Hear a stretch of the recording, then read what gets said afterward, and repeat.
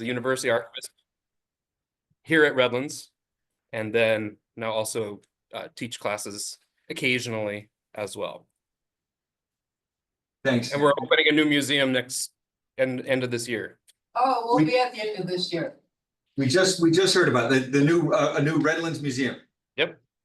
And same for you and also for Eric. If you'd like to throw anything into the chat, or if you'd like to call an audible, I can quick search it and share it in the chat, and I can share screen with anything that you'd like to put up there for our attendees. All right, cool. Eric Milenkiewicz from our Pfau library, please. Yeah, so I started here at CSUSB in 2020. So I started off as the campus's first university archivist. So we actually hadn't had a professionally trained archivist here on campus since I got hired. Since then, I've transitioned into the head of special collections and university archives due to one of the retirements in the library. Previous to this, I was at UC Riverside as an archivist there for 18 years in their special collections and archives, but decided to take this position out here kind of on mid-career, and I wanted the challenge to kind of build something from the start. Our special collections was really new. It started in 2008. They've been collecting, but they hadn't really been doing much else. So I really wanted to get in here, help build the program at Cal State. One of the areas that we focused on here, a few different projects, but essentially they all revolve around local Inland Empire history. That's one of our main focuses. We've got the Bridges That Carried Us Over project, detailing the African American community in the Inland Empire, and then also the South Colton Oral History project that was started by an emeritus professor here, Tom Rivera, documenting the Mexican American community in South Colton from like the 1940s, 1950s. So we really like to collect Inland Empire history because we really feel like that's of value to our scholars, to our faculty, to the community. So yeah, that's about it.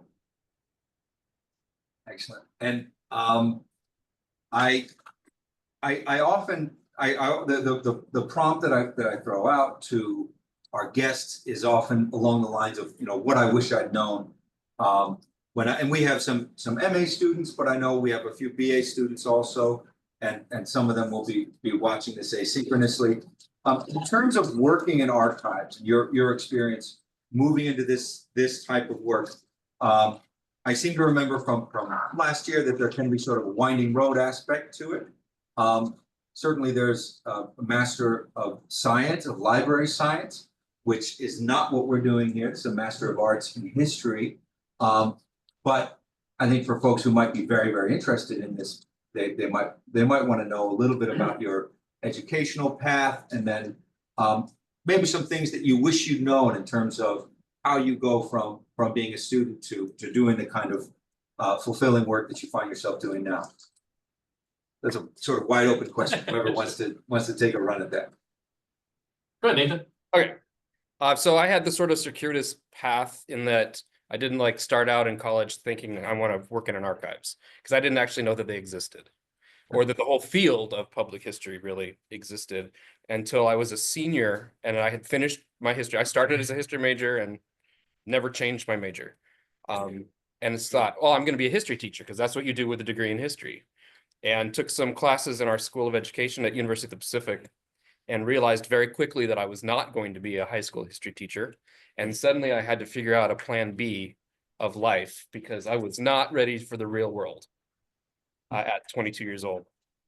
So I ended up picking up a minor in music because I needed to do something to fill out my course schedule, and started looking at graduate programs so I could avoid reality, and eventually found the program at UC Riverside, which at the time was called Program in Historic Resources Management back in the late 90s. And I thought, okay, well, maybe I'll work in the world of museums somehow. But of course, that track was not offered the 2 years that I was there. So I had to come up with something else. And I had taken the archives courses, the graduate level archives courses there, and then ended up getting a part-time job at Smiley Library, and then became full-time after I finished my MA. And so I just sort of backed into it. It was not a career trajectory that I saw like early on or anything like that. It was kind of seeing, I guess, recognizing the opportunities as they presented themselves, especially since it wasn't a field I had any familiarity with, except as a researcher. Thanks, Nathan. Eric? Yeah, so similar to Nathan, I think most of us fall into archives. It's not something we know about or pick from the get. I was actually a psychology major in college. I went to UC Riverside. I thought I would be like an industrial organizational psychologist.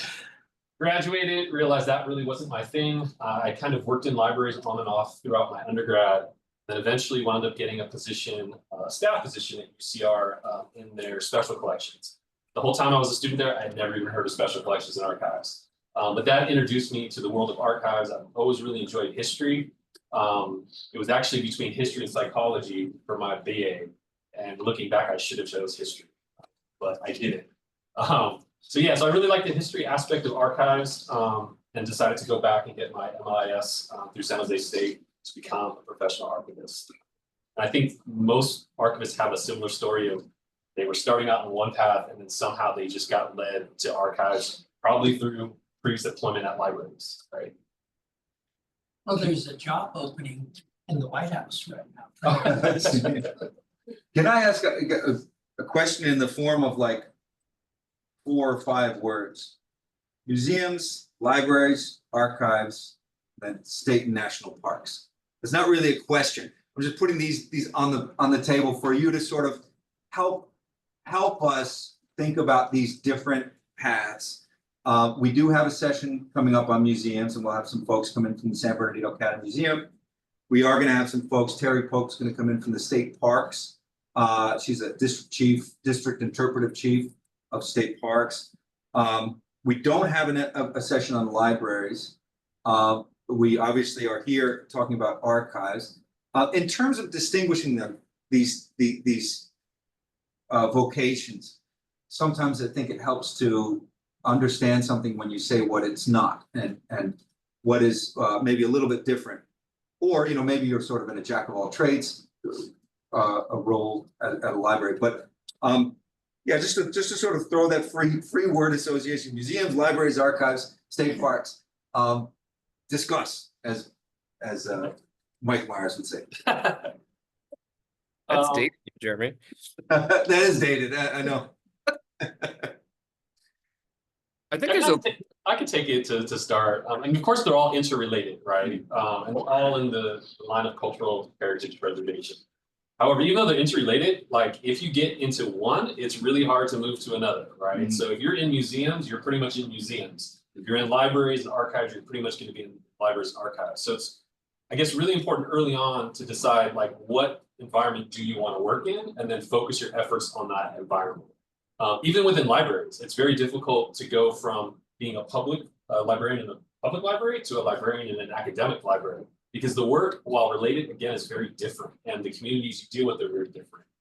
So I think one suggestion for if you're looking at the field, really kind of key in on that area you want to be in and focus your time and energy on that area, because most likely you're not going to be able to deviate, or if you do, it's going to be very difficult to get that museum experience if you're in a library, or even like national parks, right? That's a whole other beast of things, right?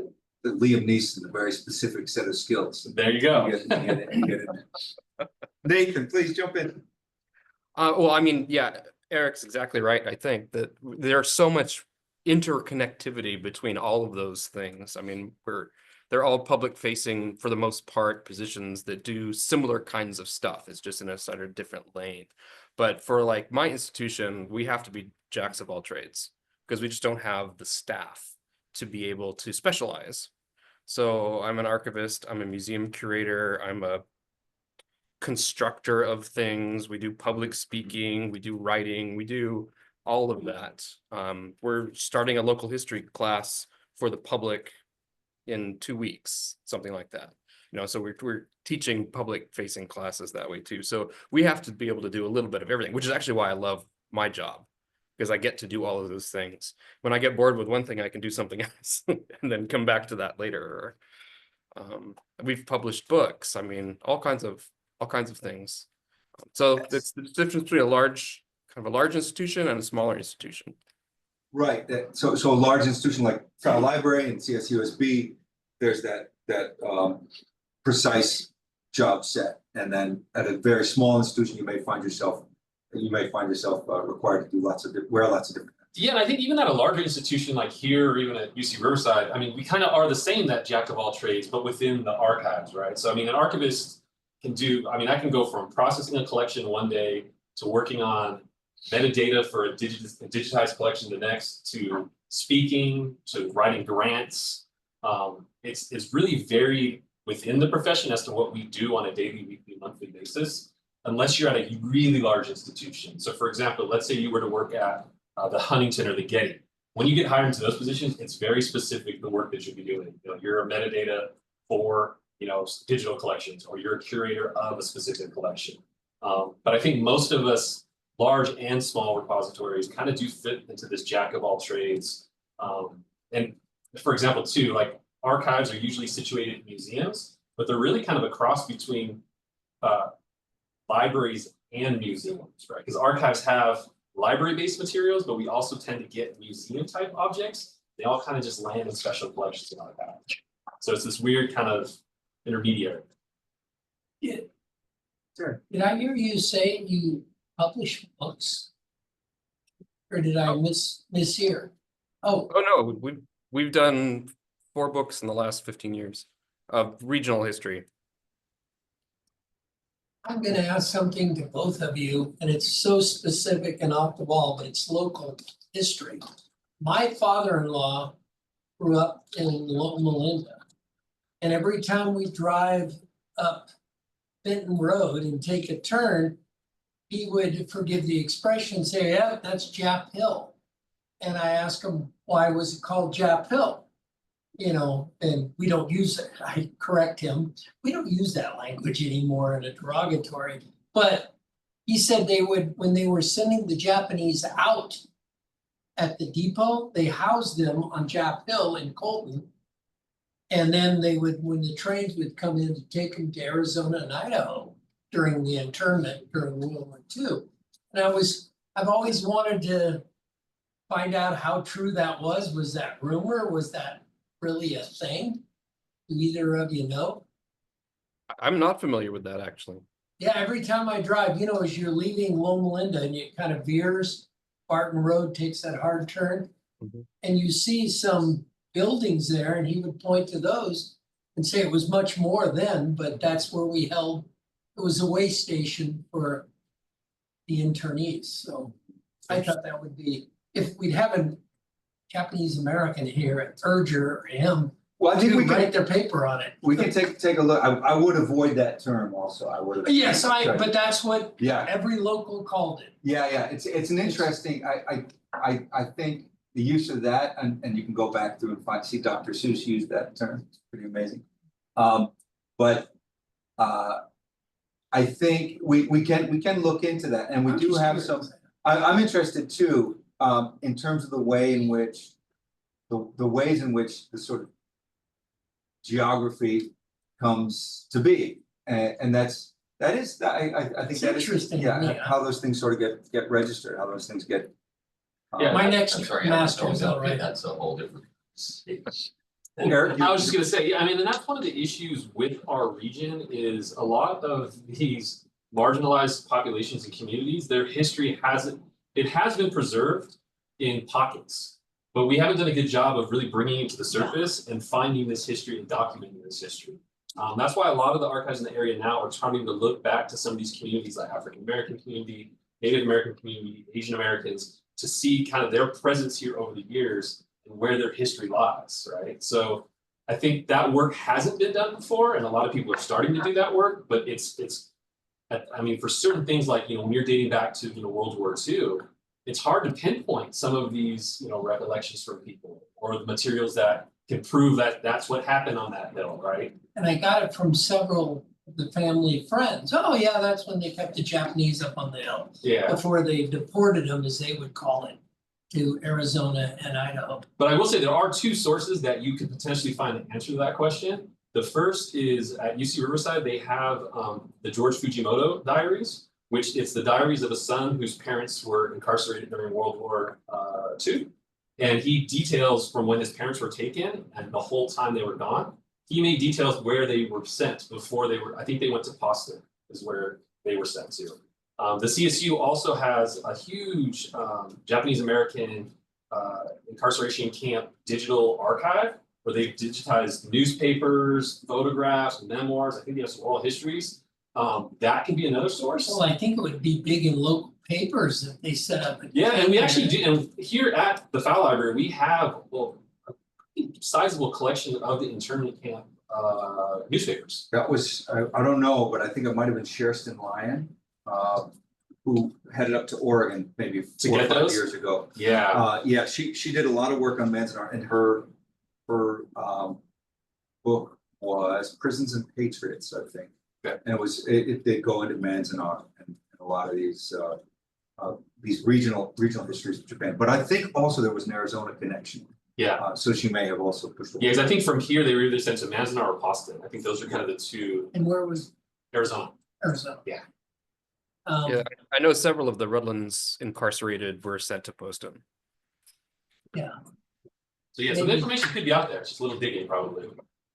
I think your point about excluded voices within the archive is interesting because it sort of bridges the gap between historians and archivists, which obviously shouldn't be a gap at all, but the idea that these are the sources. The sources are good. Go and jump in the archives and search the sources. And I like the idea of archivists as active evaluators of sources. And as hunters of sources, going out to make sure that they get collected and preserved. We in the MA program, as I'm sure the undergrads, your classmates would think about history in an active way, not simply as the archives are good. We're just going to naturally sort of hoover up these materials and put them in, preserve them for everybody to explore. It seems like a very qualitative type of exercise to engage with the kind of the kind of historical reckoning that an archive is involved with, in terms of we're born into a world in which injustice surrounds us. And as an archivist, how do you think about your task in terms of addressing the injustice of the historical record and making sure that for future scholars and for current scholars, there is a sense of equity, to use a word that may soon be entirely verboten, but a sense of fairness. Let's say a sense of justice in the collection. What are some of the ways that you approach that idea? For us, certainly it's through collection development. So we've made a real concerted effort in the last 10, 15 years to better document as many different aspects of the community as we can.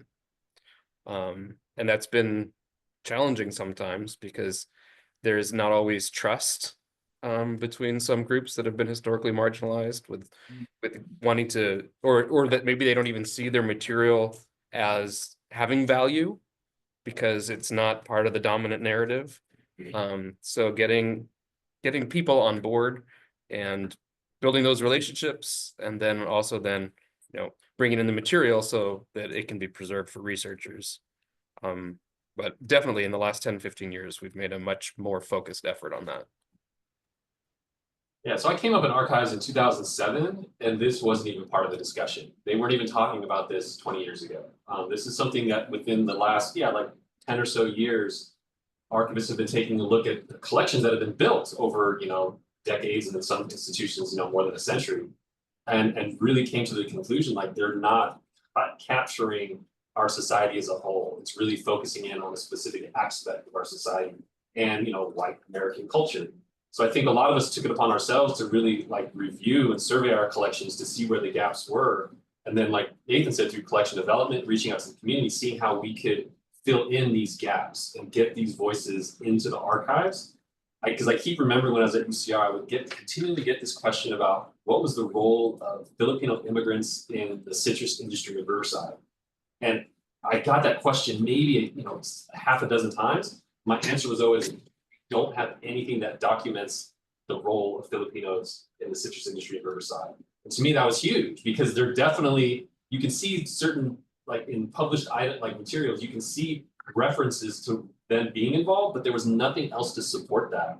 And it always just kind of kept clicking back, like, we need to tell these stories. The archive, I need to be able to answer this question when I get it. And the only way I can do that is if we go out to the community to find this. But unfortunately, sometimes that history is lost and you can't find anything left that documents certain things. So I think that's a challenge of archivists too, kind of finding what those gaps are and then seeing if we can fill those gaps in. In some cases, we just can't.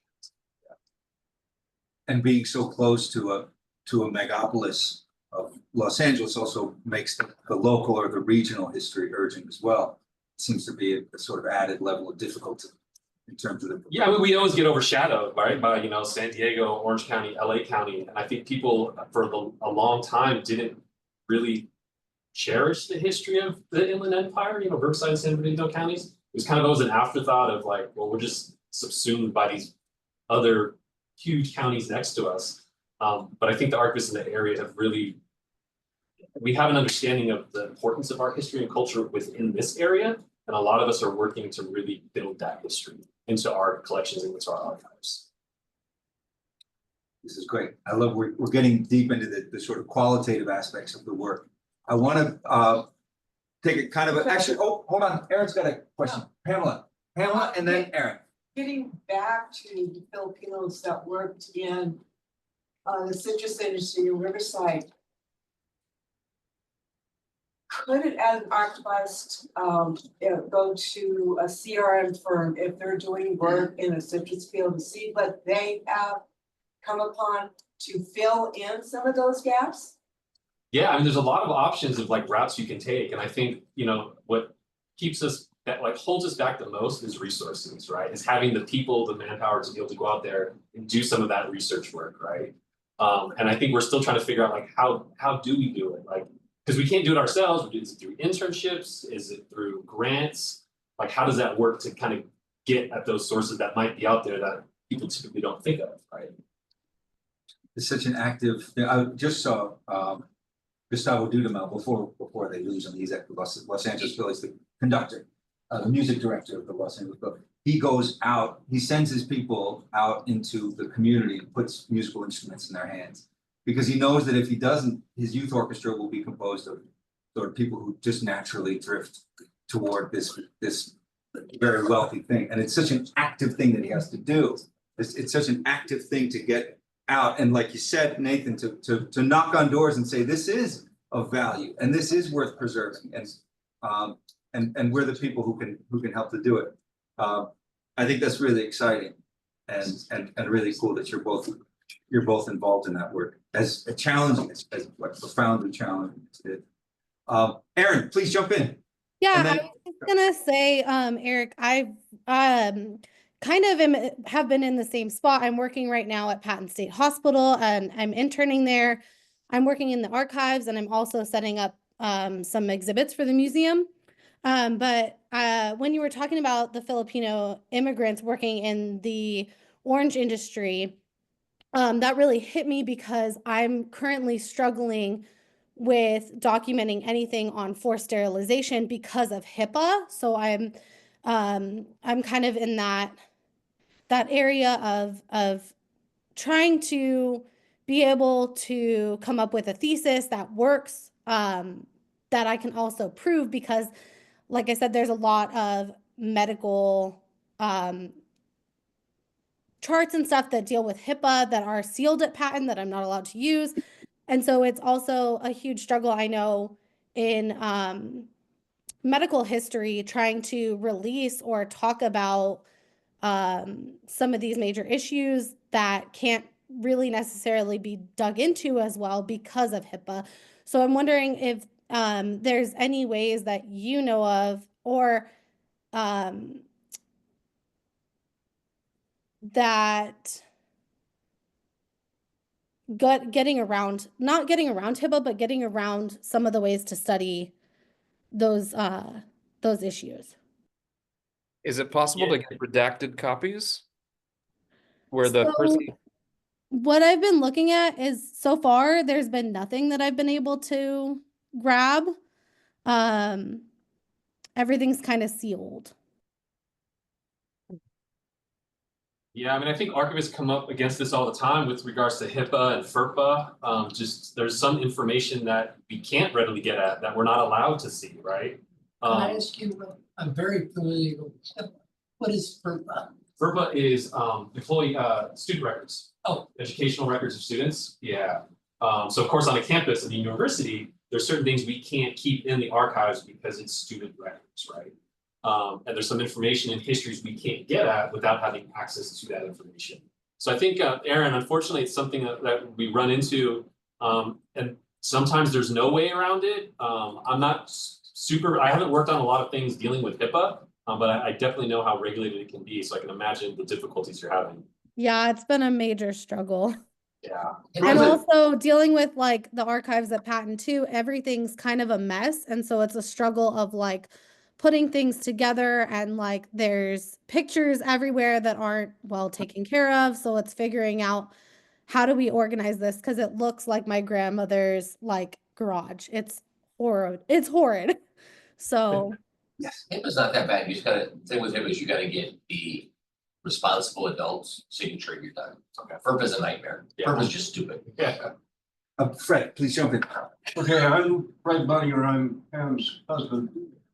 For the person that's working on Patton State Hospital, are you aware that the San Bernardino Historical and Pioneer Society has quite a bit of information about Patton? And in fact, Nick Cataldo was the current president. When he did his master's, he did his thesis about the history of Patton State Hospital.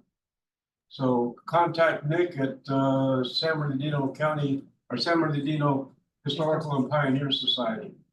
thank you. I'll look into that. I appreciate that. Thank They have you. a lot of stuff, and Nick did a good master's on the history of Patton. Thanks, Fred.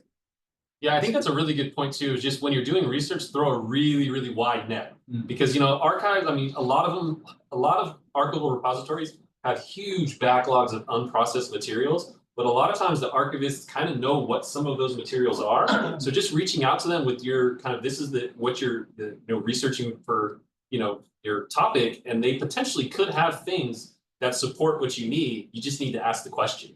So I would definitely reach out to local repositories to see if they've got any patent stuff. Also say in terms of having trouble getting stuff, as someone who's worked in Chinese archives, I think part of what, if you're going to write up this research, don't hide the process.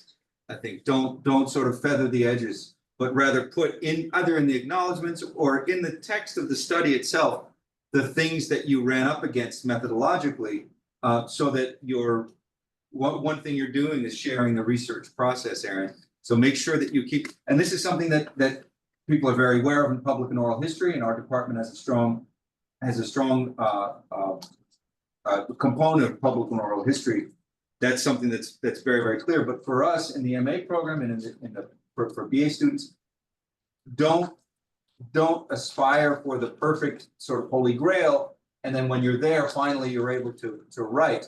You can narrativize the process and the frustrations along the way, as part of your research, as part of the process, and I think as a very relevant part of the research that you're engaged with. But that is, yeah, that sounds like a hell of a challenge.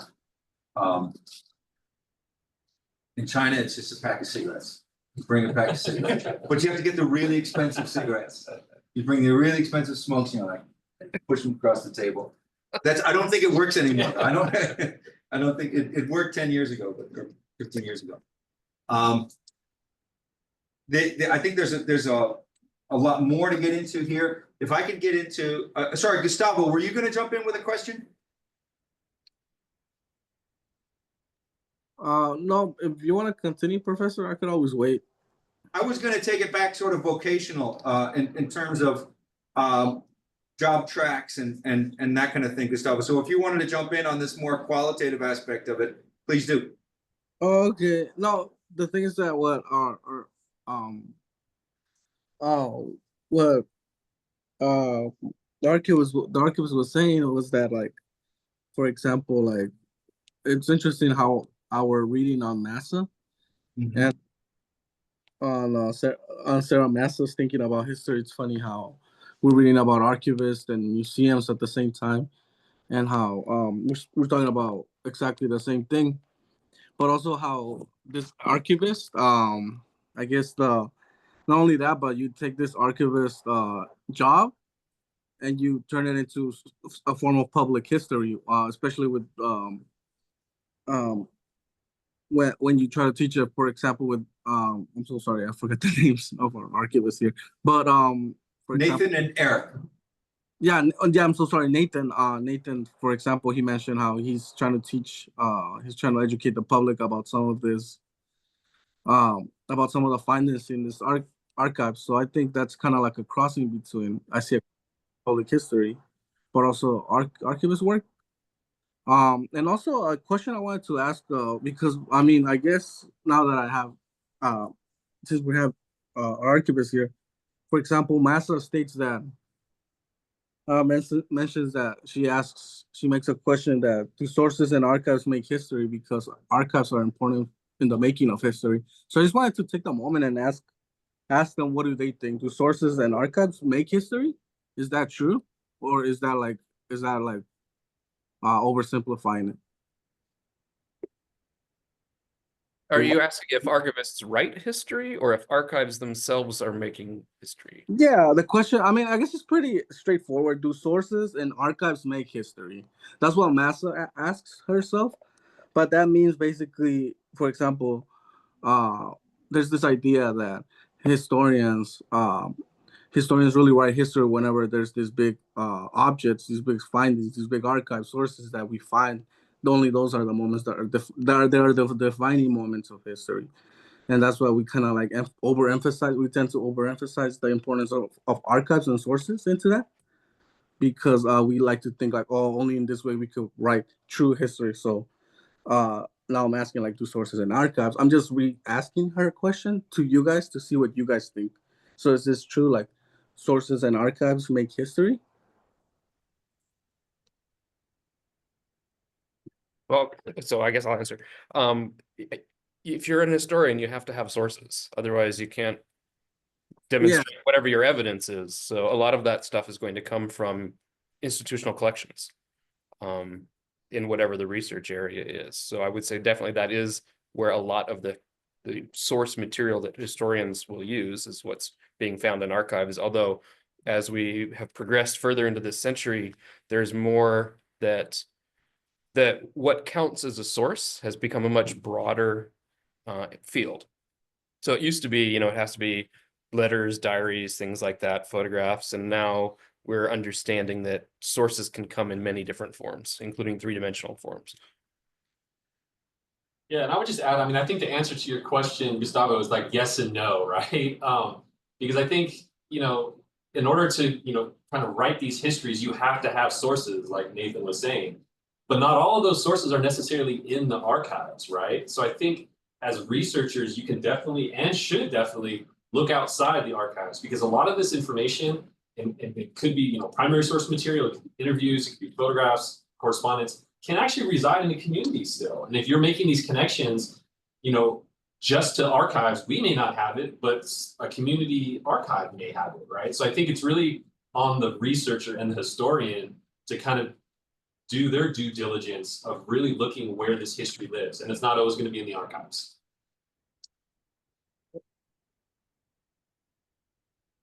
I think, and Gustavo, you bring up the Mazza book, and I put the link in the chat there, Nathan. This is the book these guys are working on today. It's a pretty recent, maybe 6 or 7 years ago, University of Chicago Press, thinking about history, or thinking with history.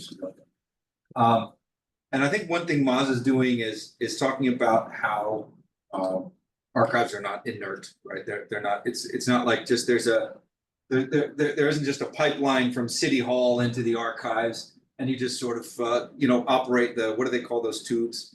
In the pneumatic tubes. Just sort of turn the pneumatic tube on in the archives, just sort of they go from the City Hall into the and that's sort of the nature of what we've been talking about a little bit. I think it is interesting to talk with you about the process of how whether there's a factory setting of archives that does that. And you have to counter it. We read the Inquisition book, The Cheese and the Worms, Carlo Ginzburg's story of a 16th century miller, Minocchio, and it's his interrogation. And all we have really are the records of the inquisitors. And so the historian's job is to read against the grain of the Inquisition, to tell the story of this victim of the Inquisition. But how do you think about your role? And I guess this is getting back to the qualitative thing. Your role in that process of preservation.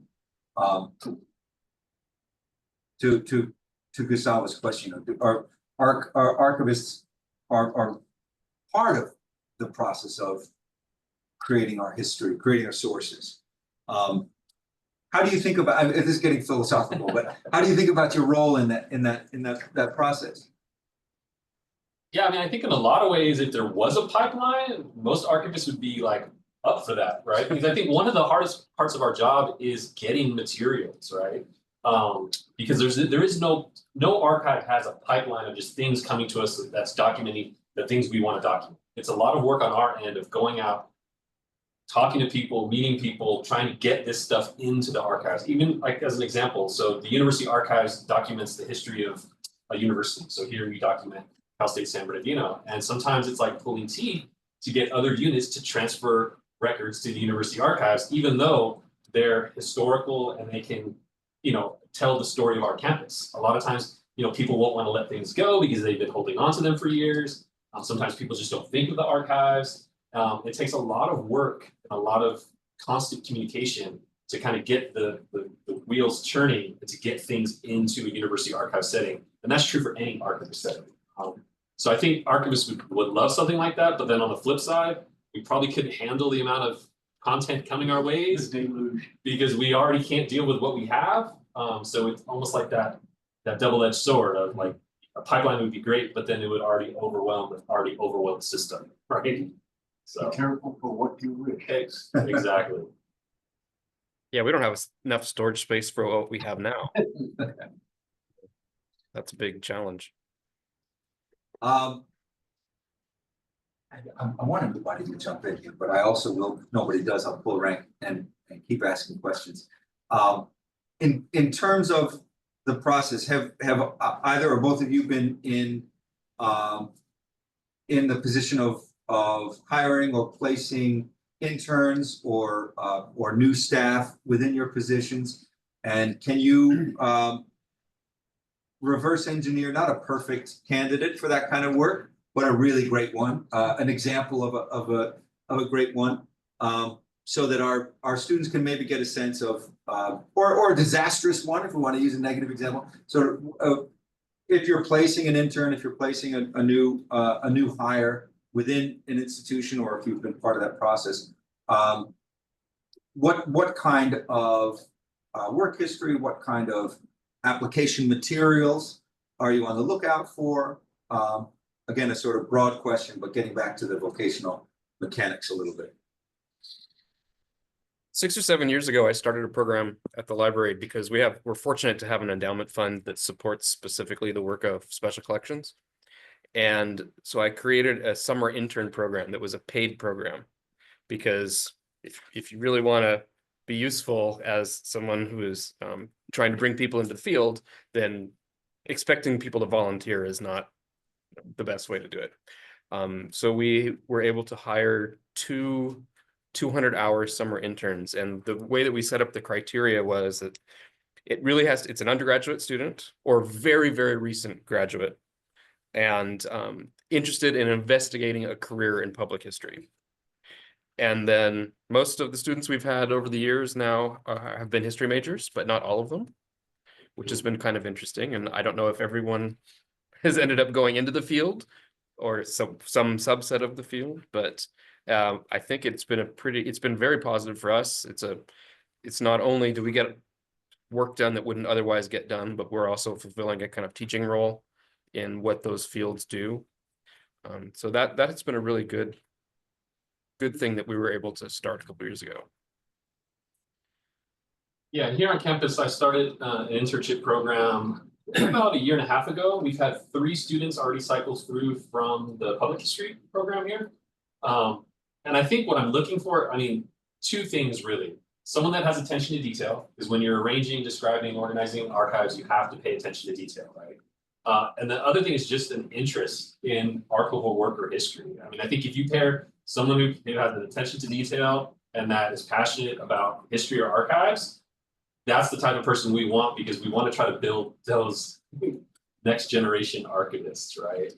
And I think everything else can be learned, you know, through education, on-the-job training, internships. All that can be taught, but it's really that passion and just being able to pay attention to things.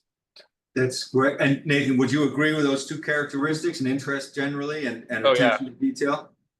Absolutely. You guys heard it here first. So when you do your little narrative about the position you're looking for, I think that's great, and it makes sense for those characteristics to stand out. And as Nathan noted, the history degree, which I think is covered here with this group. So the history degree and attention to detail, and obviously demonstration of an attention to detail in your work. But sometimes saying the words, you know, if you have a sense that that's what folks are after, making sure that that's very clear. And then I think that reflects an idea that comes up a lot in this series, that is fit, a fit for the work. So you can be a freestanding, terrific CV, resume, everything's great, but if you don't show that level of appropriate characteristics, I think that may set you apart from the others. So an attention to detail and an interest in the actual work. Yeah, I think there are some personalities that tend to fit well with some of the kinds of aspects. Like if I had to process collections 8 hours a day, 5 days a week, I would bang my head against a wall. But there are some people who just love that, and that's their jam. And so that's a really good personality to be in a position like that. But I need the ability to change up what I'm doing. Maybe I'm just a little ADD, I'm not sure. Yeah, I think fit definitely is important. I think, you know, we all as individuals kind of know what our strengths and weaknesses are. Like, for example, I agree. I mean, I like processing collection, but I couldn't do it every day, all day. So I like the variation that comes with my job of being able to process a little bit, but also being able to do like project management, working on grants. So I kind of like the variety of things. But I definitely know people who they get hired into usually really large institutions of archival processing. That's all they do, and that's what they enjoy. They want to sit in the cubicle with the materials and not have anyone bother them all day.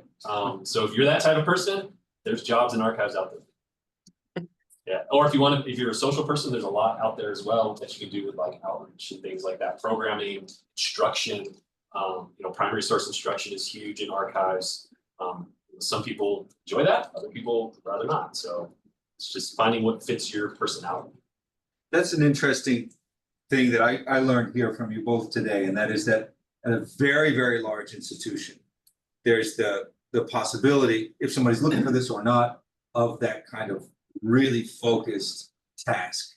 But at most institutions, in both of your experience, it seems like the ability to do a number of different things, a number of different tasks within the world of archives. Can we talk a little bit more about what those are? And I don't want to keep you too much past 7 o'clock. We've got about 15 minutes, if that's okay. Some of the various tasks that are done on a regular basis in terms of like almost physically what they look like. You talked about going out into the community and collecting materials. The actual process you just talked about of being in an archive. We had a couple of students this spring who were at March Air Force Base, and I think we're actually cataloging materials as their MA culminating project. A few of the different tasks that somebody interested in archives would actually be doing, and a little bit about, you know, sort of physically what that looks like. There's the one of sitting in a cubicle doing it, right? And so we know that one, but a few of the other things, a few of the other tasks, elaborate on that.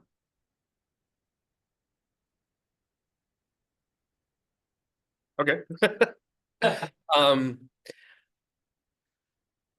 Actually, cataloging collections is super important, and that has changed so much since I started. I mean, we weren't using computer databases for archival collections in 1999 at Smiley Library.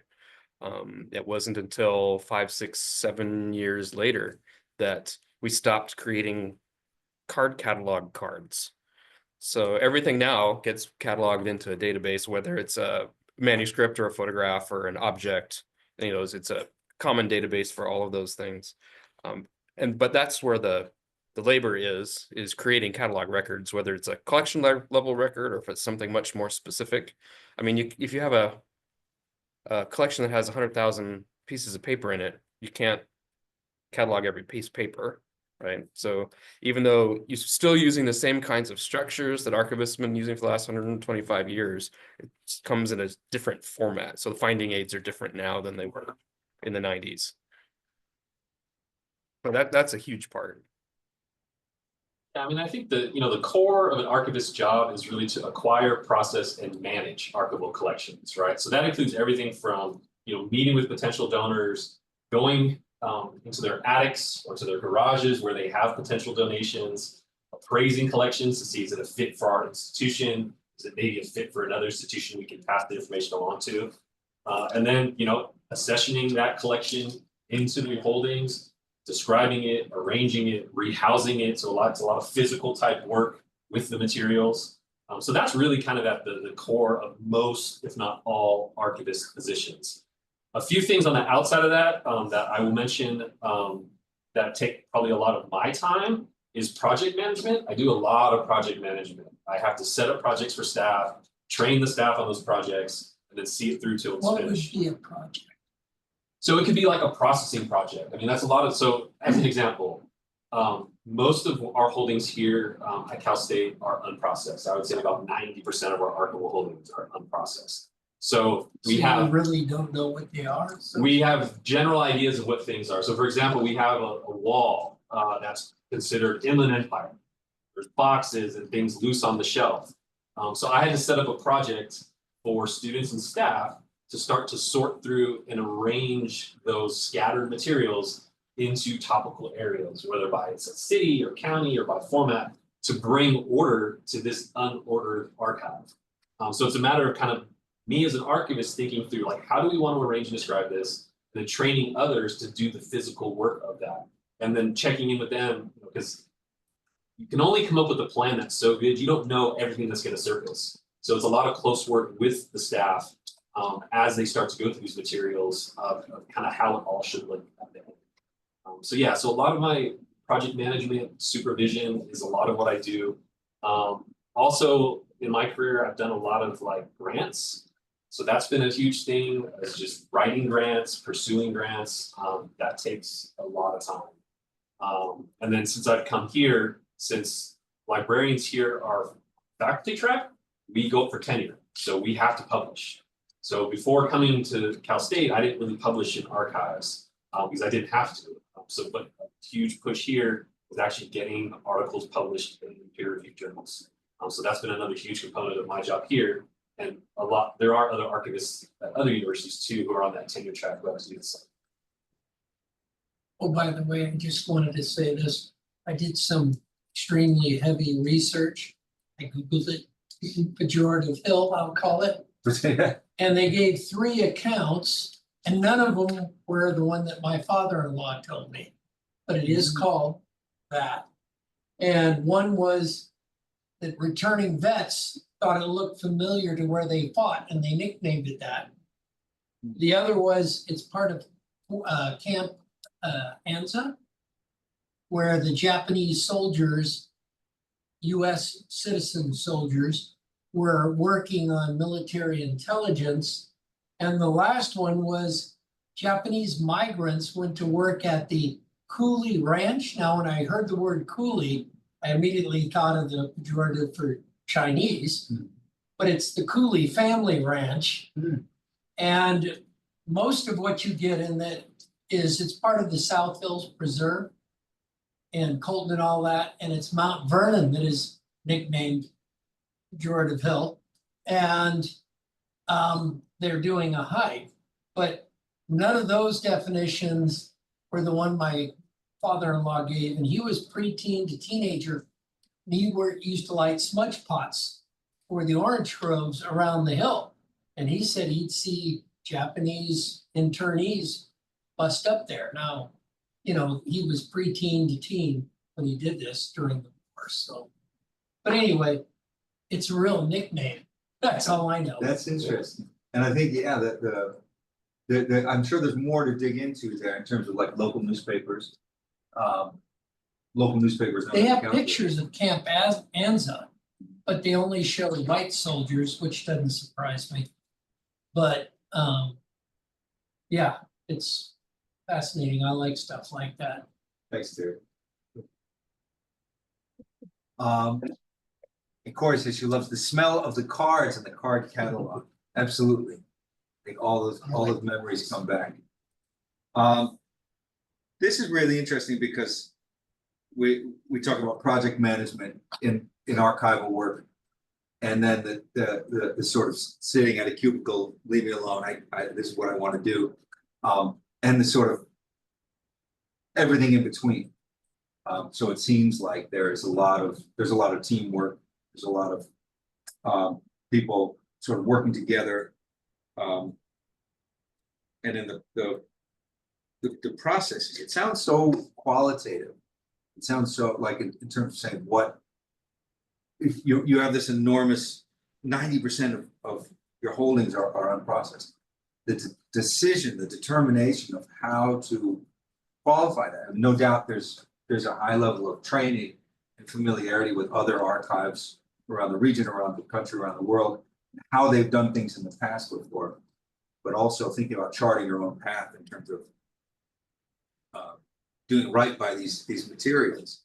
I don't know. That sounds really, really like fascinating work in terms of how am I going to do this? What are some of the considerations that you take into account? Yeah, I mean, it can be completely subjective. So what one archivist would focus their time on is not what another archivist would focus their time on, right? So my approach here, when I started, was to survey the collections, find out what we have, right? To see, kind of what areas we collected, what we have. And then I've made a concerted effort to focus in on those materials to process that I know are going to fill in some gap that we have. So for example, we have, I don't know if any of you are familiar with Mayor Holcomb. He was a mayor here in San Bernardino for number of years. So we have his mayoral papers. That hasn't really hit priority for me because there's a lot of mayoral papers of white mayors in the 1950s to 1970s out there, right? So I'm like, people can research the Holcombs of this world. But we focused in on the Bridges Project to like kind of lift the African American community voice and their history as a priority. So that's what I've done here. It doesn't mean that another archivist would have done the same thing. They could have done something differently. But I think as archivists, it's kind of, we decide where we want to spend our time and our effort. And of course, it depends on, your employer and kind of what their slant is on things as well. But a lot of times, and I don't know if you have the same experience, Nathan, it really, in my career, has fallen on me to make those decisions. It hasn't really come from the top down. And I know there are institutions that it does come from the top down, but not the ones that I've worked at. It's really been kind of on me to decide what I'm working on and what I want to prioritize. Yeah, that's totally similar with us. Eric, you had mentioned the word appraisal a little bit earlier, and I think that's really what you were also asking about, Jeremy, and that we have to have, this is where I think a background in history comes in really, really handy, is because historians will have a contextual understanding of what was going on whenever these records or things were created, and then we can better assess what their potential value will be in the future. And because not everything that's created is probably worth saving. And especially if you have an institution like we do that has very, very finite amount of space, very limited, I have to be careful about what we take. And we've got our mission statement down to basically to say, if it has to help us understand the history of Redlands and the East San Marino Valley and not Anytown, USA. And because if it's Anytown, USA, someone else can collect that. But we're gonna focus on the stuff that's here, or with the Civil War collections, things like that. Just because it existed in 1862 doesn't mean it helps us better understand Lincoln or the Civil War or the enslaved experience or something like that. Yeah, that's a good thing to point out too, is space is always a consideration in archives of having the space to house these collections. So we do the best we can, but sometimes, you know, we have to decline collections, right? So that we can take collections more aligned with what we want our archive to be. So it's this balancing act of, you know, not taking too much, kind of narrowing your collection development scope to say we only collect in these areas. But even then, you know, space will run out at one point. And you're going to have these hard decisions as to, you know, do you decline collections? Do you deaccession collections that were brought in earlier? It's this constant juggling. Deaccession is Move it out. move it out. So, and we are doing some of that here because before I started, they really didn't have a focused scope for what they were collecting. Anything that was old, they took. So I'm going through now and saying, you know, so we do have some World War II memorabilia, things along those lines. Really not what we're collecting in. So what we'll do is we'll reach out, find an institution that collects in that and move that to the more appropriate place to clear space for us to collect what we want to collect, which is Inland Empire history. That's also what we're doing at Patton right now. We've actually sent a bunch of stuff out to other facilities. Thanks, Aaron. Fred, were you gonna? Regarding World War II items, what if it pertained to Camp Ono, which is the prisoner of war camp in this neighborhood? Right We would here? keep it. So that's the tie-in, right? So it's not just it's World War II, it has to be tied into this region, right? And again, I mean, there's also, again, I mean, it's a lot of decision making. Because for example, sometimes you'll walk into an archive and you've got this one collection that is completely out of scope to everything else you collect, but it's a fairly comprehensive collection. So in a lot of cases, you'll wind up keeping that because you know this is the place researchers are going to go for this material. So it may have nothing to do with anything else you collect, but it was brought in at one time and it serves a certain research population. So again, you still put resources into those collections. So again, I mean, can be a completely subjective thing in archives, and depending on who's working and what their backgrounds are, it's not an exact science by any means. And yet it's so deeply informed. It's so like richly informed in terms of how you approach. I can just picture this wall of materials and you think, all right, let's do it. Let's break it down. It's exciting. All these we're getting toward an hour mark, and this career session, as so many of them do, makes me want to be an archivist. I don't know about you guys. This sounds so cool and so meaningful and I think really exciting in terms of generating these collections. I think one of my favorite vacations would be to go to the archives at the Vatican and just set up a little place and just call the books up and read them, drinking a margarita or something for 2 weeks. And by the way, I happened to research, and I use the term loosely, your university actually has reference to Japel. In a Boy Scout troop, South Colton Oral History Project collection. But nobody gives a definition of why it's called pejorative. Yeah. You know, and it's driving me crazy now. And I hadn't thought about it since my father-in-law died. Terry, you have very, very definitely assigned yourself a task here, and that is to write a responsible and an effective, let's say 500-word explanatory note, including as Aaron noted, you know, the gaps, the lacunas, and say, here's what we think. I got 3 stories of what it was, but none of them matched my father-in-law's story. So, yeah. It's a good start. It's a good start. I want to let our guests go because we are at 7 o'clock. This has been, as always, thank you, Eric, and thank you, Nathan, for joining us. This has been really a lot of fun. I know we've just scratched the surface of so many things, but we combined a lot of the qualitative with the vocational training and the job search type materials. So thanks, great thanks to Eric, and great thanks to Nathan. Please, I mean, virtual and real applause. I'm going to pause this here and.